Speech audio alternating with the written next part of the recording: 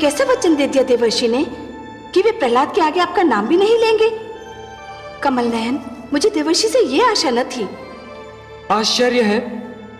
आश्चर्य है महादेवी कि आप देवर्षि की बात सुनकर उनसे रूठ गईं। आप तो उनसे भलीभांति परिचित हैं। बातों में उनसे कोई नहीं जीत सकता और उनकी बातों का भेद जानना सबके वश की बात भी नहीं है। परंतु पलक झपकाए बिना इतनी बड़ी बात उन्होंने कह कैसे दी? उनके तो हर श्वास में आपका नाम छिपा होता है। होता है महादेवी, अवश्य होता है, पर हमारे देवर्षि बहुत चतुर हैं। वो ये भलीभांति जानते हैं कि जिस प्रकार सुंदरता का लोभी जब किसी मुख के सौंदर्य पर मुग्ध हो जाता है तो उसके चरित्र को जानने का प्रयास नहीं करता, उसी प्रकार एक मूर्ख शब्दों की चमक दमक में खो जाता है, उन शब्दों का अर्थ जानने की चेष्टा नहीं करता। मैं समझी नहीं कमल नयन। देवर्षि ने यही तो वचन दिया है ना देवी कि वो पुत्र प्रहलाद के सम्मुख विष्णु शब्द का उच्चारण नहीं करेंगे। हाँ सर्वेश्वर। आपने कभी उन्हें मुझे विष्णु पुकारते सुना? वो तो नित्य मुझे नारायण नारायण यही कहकर पुकारते हैं। और उन्होंने हिरण्यकश्यप को यह वचन तो नहीं दिया ना महादेवी कि वो नारायण शब्द का उच्चारण भी नहीं करेंगे। अब देखिए कि वो क्या पुष्प खिलाते हैं। सत्य ही है, देवर्षि बहुत चतुर हैं।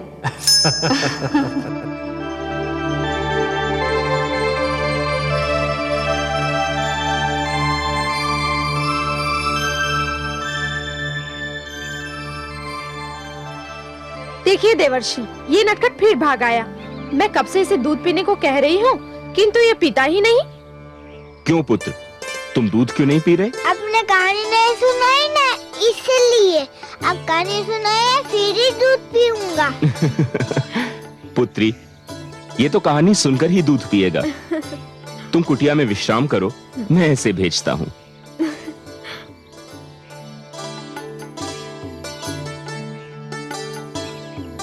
अभी कहानी सुनाइए ना। सुनाता हूँ। अच्छा, तुमने वासुदेव का नाम तो सुना ही होगा। वो तो मैं ना जाने कब से सुन रहा हूँ। उनके और भी कई नाम हैं। अब तो हर समय नारायण नारायण करते रहते, वो भी तो उन्हीं का नाम है। हाँ, और उनका नाम त्रिलोकीनाथ भी है, और उनका नाम जगदीश्वर भी, और माधव भी, कमल नयन भी, लक्ष्मीपति भी। तो एक दिन उन्होंने निश्चय किया कि सृष्टि की रचना की जाए। फिर क्या किया उन्होंने? सुनाता हूँ पुत्र, सुनाता हूँ, धैर्य रखो। उन्होंने अपनी नाभि से ब्रह्मा को और अपनी भ्रिकुटी से महादेव को जन्म दिया। फिर क्या हुआ? ब्रह्मा को आदि प्रजापति भी कहते हैं। क्या कहते हैं? आदि प्रजापति। हाँ, आदि प्रजापति ने कई प्रजापतियों को जन्म दिया। उनमें से एक थे ऋषि कश्यप।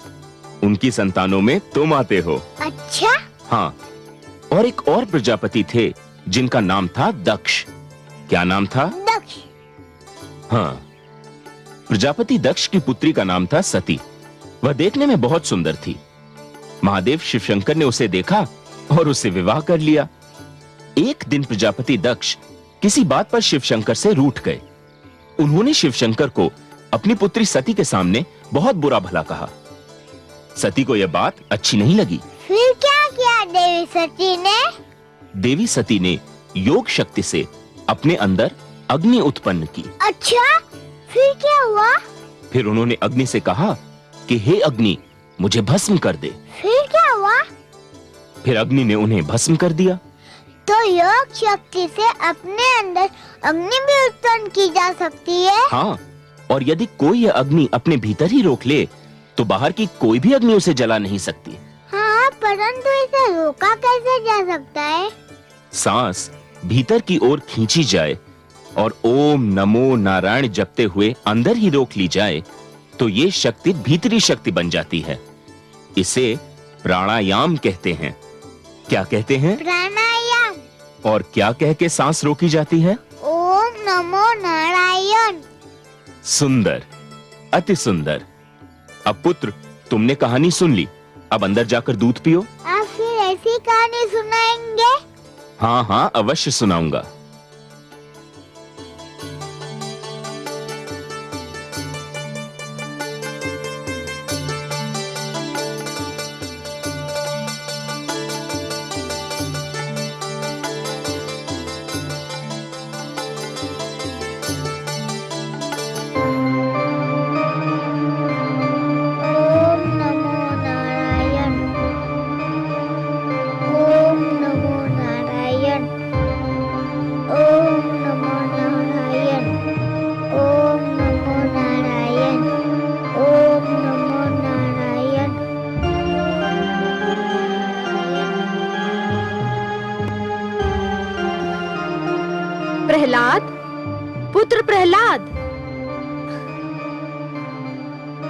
प्रहलाद, प्रहलाद,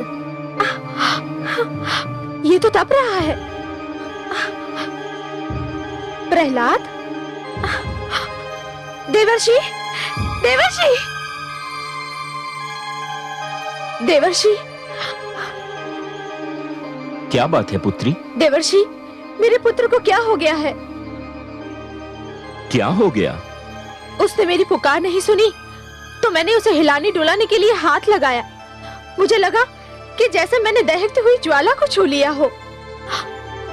पुत्री, तुम्हारा पुत्र तप कर रहा है। तुम्हें ऐसे समय पर उसे छूना नहीं चाहिए था। ये कैसा तप है देवर्षि? ये योग क्रिया का अंश है। ये उसे मैंने ही सिखाया है।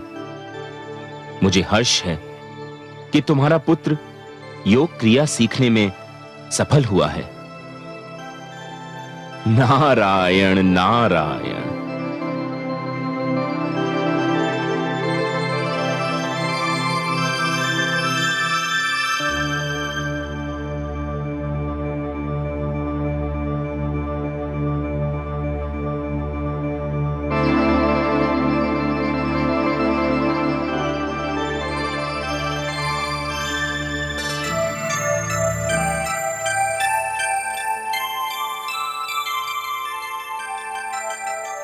आयुष्मान भव।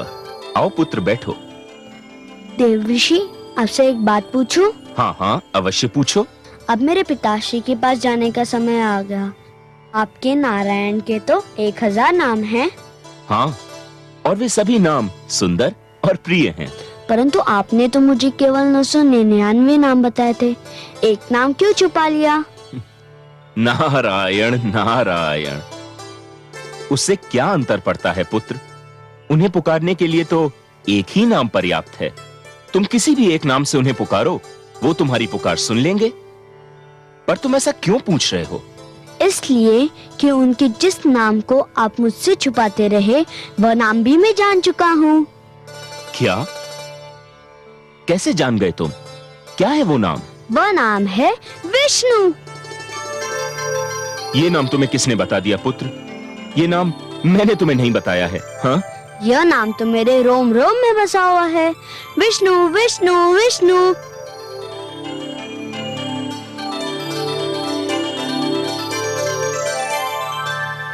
नारायण नारायण।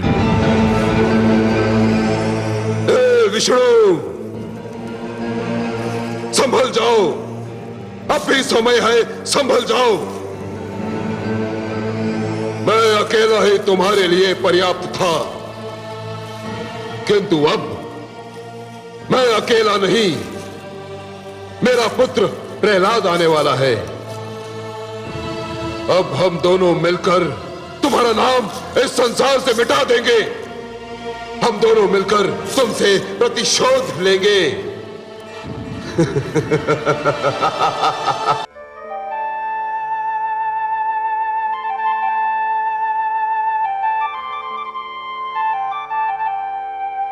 हे देवर्षि, आपने मुझे जो स्नेह दिया है, उसने तो मेरे मन से मेरे माता पिता का प्यार भी भुला दिया है।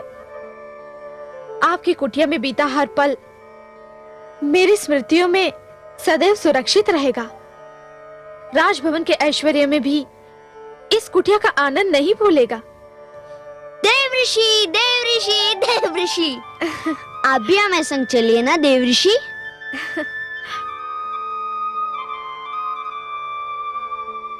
कुटिया में रहने वाले राजभवन में सुख नहीं पाते राजकुमार। तुम्हारे राजभवन में सब कुछ होगा, परंतु मेरी इस कुटिया में शांति है। वह शांति जिसके लिए राजभवन वाले भी तरसते रहते हैं। मैं तो सदैव तुम्हारे संग हूं। जब भी तुम मेरी दी हुई शिक्षा को अपने जीवन में ढालोगे, मुझे अपने संग ही पाओगे। मैं ना आपको भूल सकता हूँ, ना आपकी दी हुई शिक्षा को, परंतु आप हमारे साथ होते तो मुझे और भी आनंद मिलता, है ना माते? अवश्य पुत्र, देवर्षि साथ हो तो जीवन बहुत ही सुखद हो जाए। पुत्री, विवाह के उपरांत नारी का सबसे सुंदर और सबसे उत्तम ठिकाना उसके पति का घर होता है।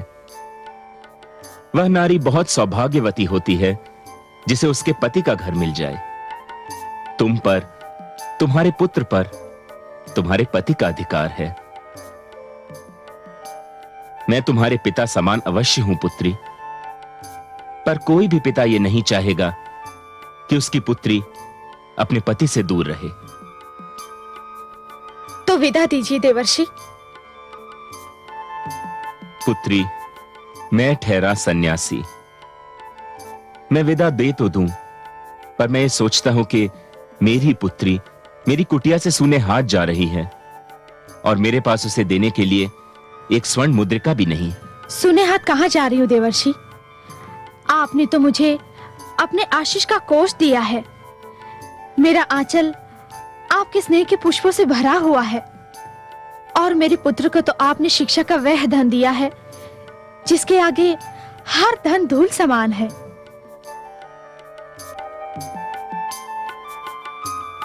पुत्र प्रहलाद, अपने विश्वास पर अडिग रहना। इस विश्वास के मार्ग में जो भी कठिनाई आए उसे हंसकर झेलना। यह विश्वास तुम्हें हर संकट और हर कठिनाई पर विजय दिलाएगा। आओ पुत्री, मैं तुम्हें तुम्हारे रथ तक छोड़ दूं। आओ पुत्र।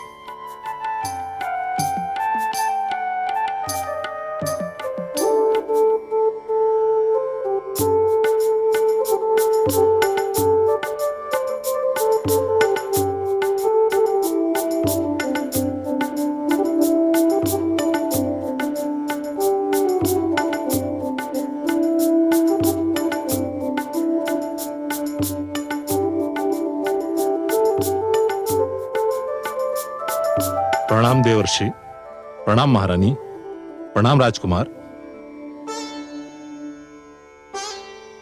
आयुष्मान भव। अखंड सौभाग्यवती भव। आइए।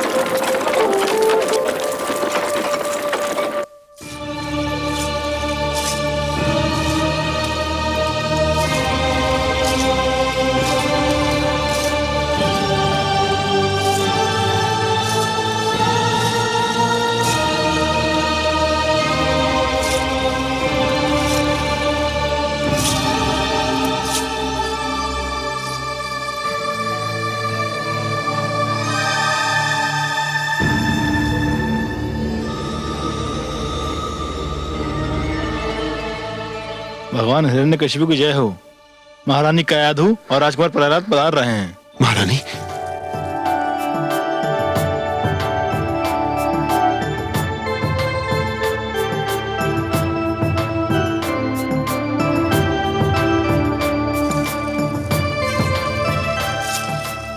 महारानी स्वामी, कैसी हो तुम?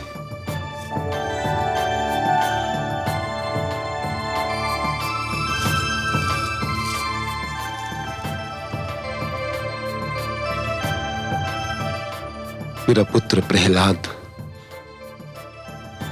कितना बड़ा हो गया मेरा राजकुमार। तू मुझे याद करता था ना? नित्य दिन पिताश्री, मैं नित्य दिन देवर्षि से आपके विषय में पूछता था। और देवर्षि तुम्हें क्या बताते थे? वो बताते थे कि आप बहुत महान और शक्तिशाली हैं।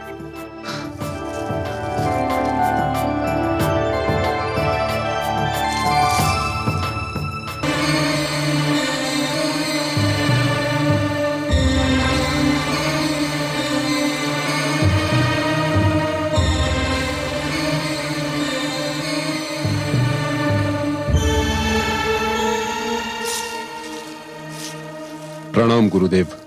आयुष्मान भव। मैं आप ही की प्रतीक्षा कर रहा था। पुत्र, ये हमारे गुरुदेव हैं, गुरुदेव शुक्राचार्य। गुरु ब्रह्मा गुरु विष्णु गुरुदेव महेश्वरा गुरु साक्षात परब्रह्म तस्मै श्री गुरुदेव नमः।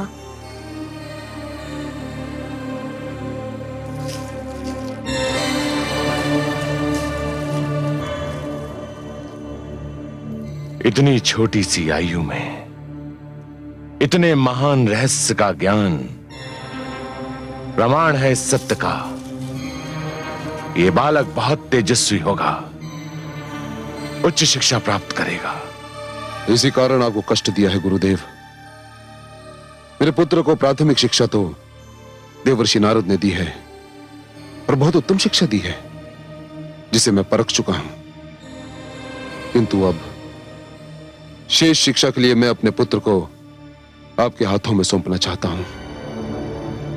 मुझे बहुत हर्ष होता वत्स, परंतु मैं तपस्या के लिए हिमालय जा रहा हूं। दुखद,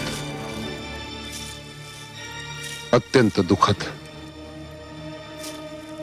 फिर मेरे पुत्र की शिक्षा का क्या होगा गुरुदेव? इसीलिए तो मैं इन्हें अपने साथ लाया हूं। ये मेरे शिष्य भी हैं और पुत्र भी, षंड और अमर्क। पुत्र, तुमने जिस मंत्र का उच्चारण किया वो देवताओं के गुरुकुल की परंपरा है। तुम्हें अब उस परंपरा में ढलना होगा जिसकी शिक्षा मेरे गुरुकुल में दी जाती है। ज्ञान और शिक्षा तो एक ही प्रकार की होती है गुरुदेव। क्या आपके गुरुकुल में कुछ और शिक्षा दी जाती है और देव गुरुकुल में कुछ और? हाँ वत्स, मैं असुरों और दैत्यों का गुरुदेव हूँ। देव गुरुकुल में देवताओं के गुरु हैं। गुरु तो गुरु होता है, चाहे वह किसी का भी हो, और हर गुरु महान होता है। गुरु तो सारे संसार का होता है और सबको कल्याण का मार्ग दिखाता है। तुम अभी छोटे हो पुत्र, इन बातों को नहीं समझ पाओगे, परंतु चिंता मत करो, षंड और अमर्क तुम्हें सब समझा देंगे। ये दोनों आचार्य हैं, तुम्हें वही शिक्षा देंगे जो मैं तुम्हें देता। पुत्र, प्रहलाद को गुरुकुल ले जाइए और इसे असुर संस्कृति, असुर नीति और असुर दंड विधान की शिक्षा दीजिए। जो आज्ञा गुरुदेव।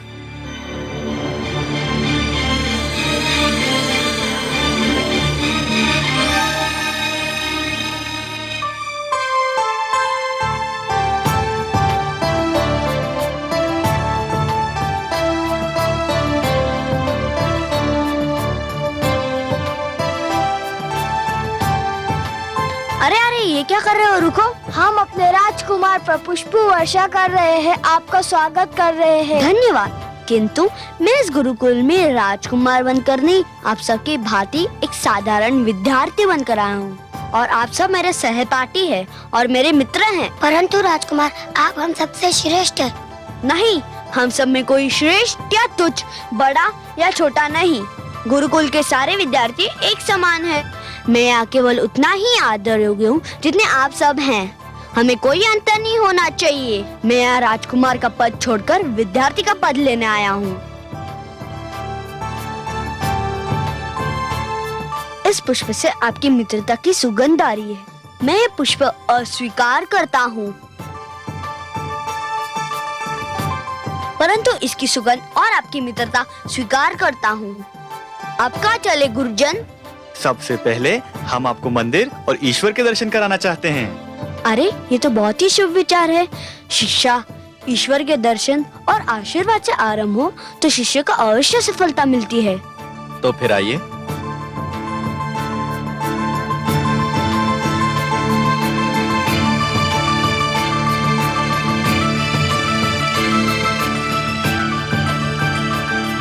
ये है हमारे गुरुकुल का मंदिर, आइए।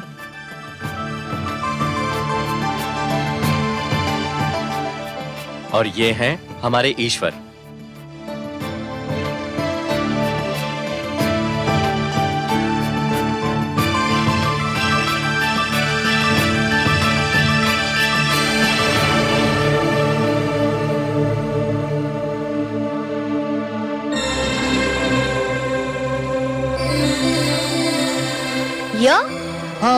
यही तो है हमारे ईश्वर। किंतु ये तो मेरी पिताश्री की मूर्ति है। हाँ हाँ, यही तो हमारे ईश्वर हैं। आप कैसे गुरुजन हैं? मुझे बरमा रहे हैं? ये तो आसुर लोक के राजा है। तो क्या हुआ, इसी राजा को हम अपना ईश्वर समझते हैं। हे गुरु, राजा ईश्वर का प्रतिनिधि होता है, ईश्वर नहीं होता। यदि ये ईश्वर है तो हर राजा स्वयं को ईश्वर कहने लगेगा। नहीं, हर राजा ईश्वर नहीं होता, केवल असुर लोक का राजा ईश्वर होता है। प्रणाम कीजिए इन्हें। मैं पिताश्री को सादर प्रणाम कर सकता हूँ, यह तो मेरा धर्म है, परंतु मैं पिताश्री को ईश्वर मानकर प्रणाम नहीं कर सकता। ये क्या कह रहे हो शिष्य? मैं सत्य कह रहा हूँ। अच्छा, आप ही बताइए, इस समय पिताश्री कहाँ है? इस समय तो वे अपने राजभवन में होंगे। इसका अर्थ ये हुआ कि इस समय वे आसपास नहीं है। नहीं, इस समय तो वे केवल राजभवन में मिलेंगे। पर ईश्वर तो हर स्थान पर होता है, हर कण में होता है, हर मन में होता है। फिर मेरे पिताश्री ईश्वर कैसे हुए? यदि तुम भगवान के पुत्र ना होते तो हम तुम्हें गुरुकुल का अनुशासन भंग करने का दंड अवश्य देते। यदि मैं वह नहीं होता जो हूँ, तो मुझे अनुशासन भंग करने का क्या दंड मिलता गुरुओं? ये बेत देख रहे हो? हाँ, ये बेत की छड़ी है। जो अनुशासन भंग करता है उसके हाथ पर 5 बार यह बेत इतनी शक्ति से मारा जाता है कि उसके हाथ पर नीली लकीरें बन जाती हैं। अच्छा, ये है दंड अनुशासन भंग करने का? हाँ।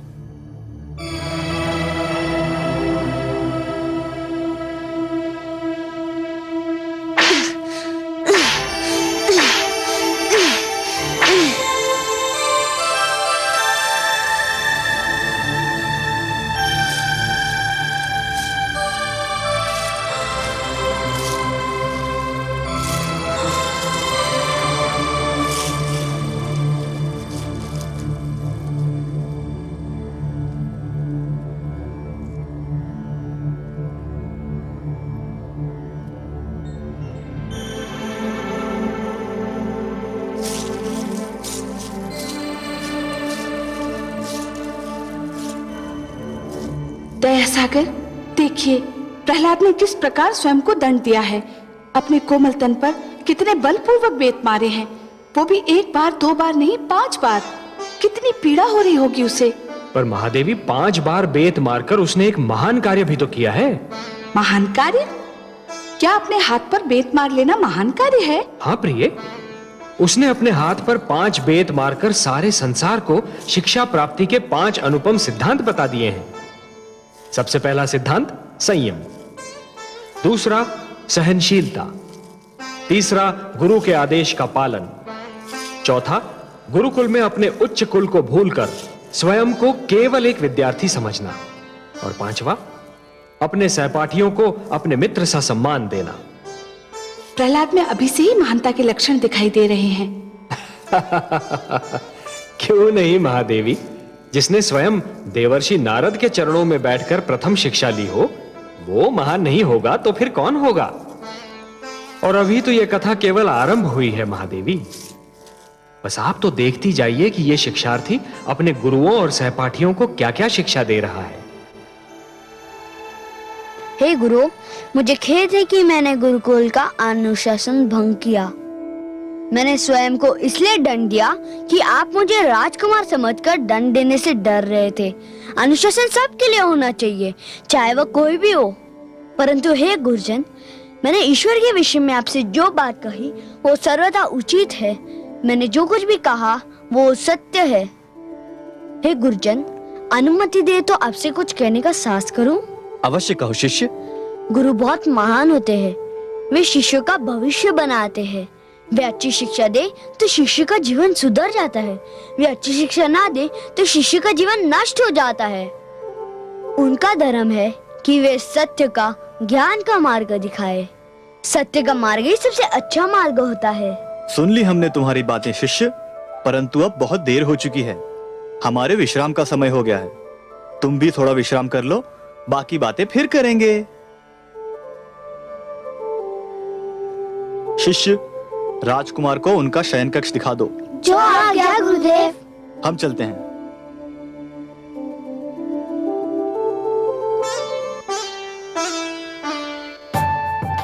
आपकी वाणी कितनी मधुर है राजकुमार। आप जब बोलते हैं तो लगता है आपके मुख से फूल झड़ रहे हो।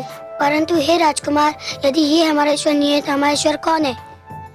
तुम्हारा ईश्वर वही है जो मेरा ईश्वर है, सारे संसार का ईश्वर है। कौन है वो? वही जिसने सूर्य, चंद्रमा और तारे बनाए हैं, जिसने दिन और रात्रि को बनाया है, जिसने समुद्र, नदियाँ और पहाड़ बनाए हैं, जिसने हमको बनाया है, तुमको बनाया है, सारे संसार को बनाया है। वो जो सर्वशक्तिमान है, वो जो चाहे वो कर सकता है।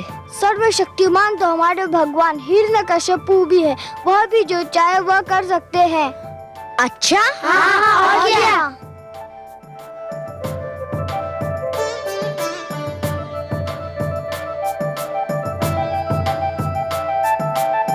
मैं वृक्ष से डाली तोड़ लाया हूँ। यदि तुम्हारा ईश्वर जो चाहे सो कर सकता है तो उसे कहो कि ये डाली फिर वृक्ष से जोड़ दे। यह कौन सी बड़ी बात है? भगवान हिरण्यकश्यपु इसे अभी जोड़ देंगे।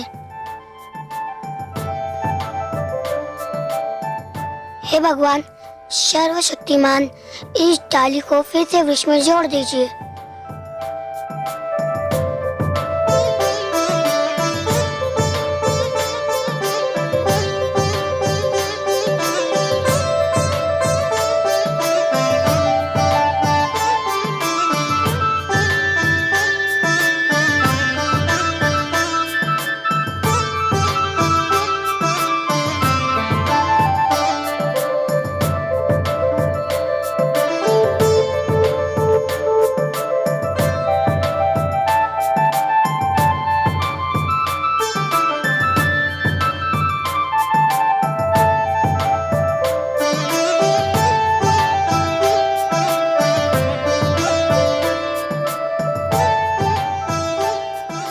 हमारे ईश्वर तो इसे नहीं जोड़ पाए, क्या तुम्हारे ईश्वर इसे जोड़ पाएंगे? अवश्य जोड़ सकते हैं। तो फिर दिखा दीजिए इसे जोड़कर। हे ईश्वर, हे भगवान, इस डाली को फिर वृक्ष से जोड़ दीजिए।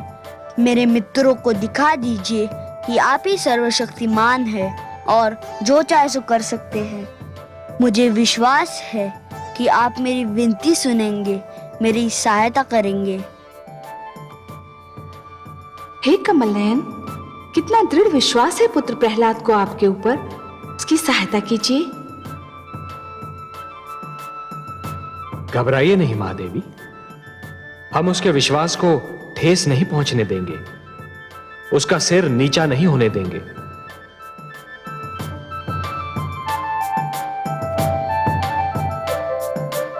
ओम नमो भगवते वासुदेवाय।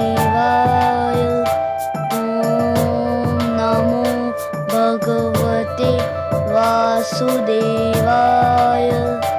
ओम नमो भगवते वासुदेवाय। ओम नमो भगवते वासुदेवाय। ओम नमो भगवते वासुदेवाय। ओम नमो भगवते वासुदेवाय। अरे ये तो चमत्कार हो गया। धन्यवाद हे वासुदेव, तुमने मेरी लाज रख ली। तुमने बता दिया कि केवल तुम ही हो वो जो चाहे सो कर सकते हैं और कोई नहीं। ओम नमो भगवते वासुदेवाय।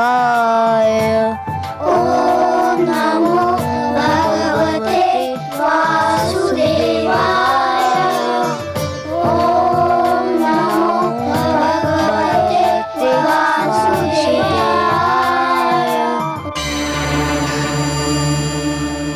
आपके चमत्कार को प्रणाम कमल नयन। आपके पुत्र प्रहलाद ने मुझ में अटूट विश्वास प्रकट किया था महादेवी। यदि मैं ये न करता तो उसके विश्वास को ठेस लगती। जिस प्रकार नदी अपने निकट आने वाले को प्यासा नहीं लौटाती, उसी प्रकार मुझे मन से तथा प्रेम से पुकारने वाले कभी निराश नहीं होते। और फिर उसकी सहायता करने के लिए आप ही ने कहा था ना? मैं ना तो आपकी बात को टाल सकता था और ना ही उसकी पुकार को अनसुना कर सकता था।